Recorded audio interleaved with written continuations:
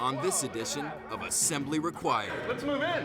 Cargo containers. They may be tough, but wait until a couple of rugged architects get a hold of them. This is not a china cabinet, and we're not feeding this thing with kid glove. Find out if they can build the first cargo texture home. We've gone past the point of no return. I don't think we're gonna make it. Coming up on Assembly Required.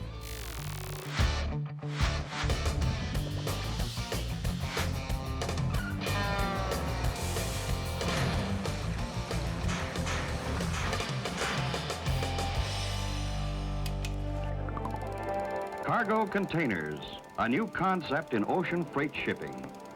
Since 1956, they've carried everything from toys to t-shirts across the ocean.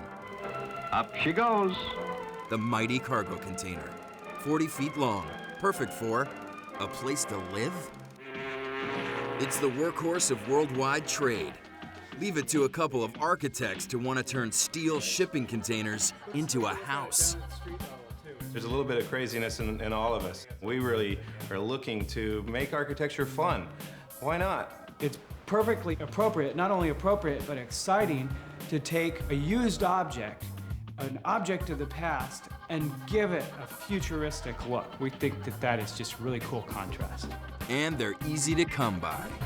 A lot of people, when they would look at this huge object made out of steel, they would assume it's very expensive.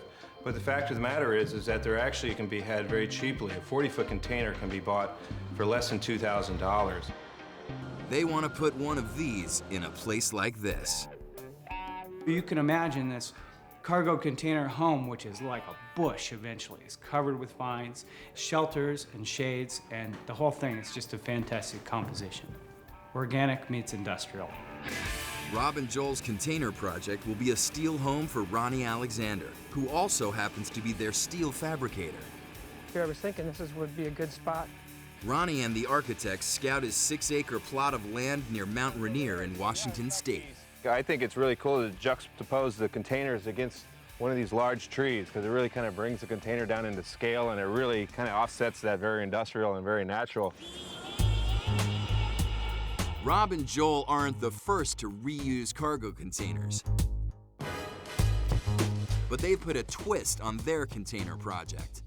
Rob and I feel strongly that this future project is going to be 100% green, and that's really what's going to separate it from the others.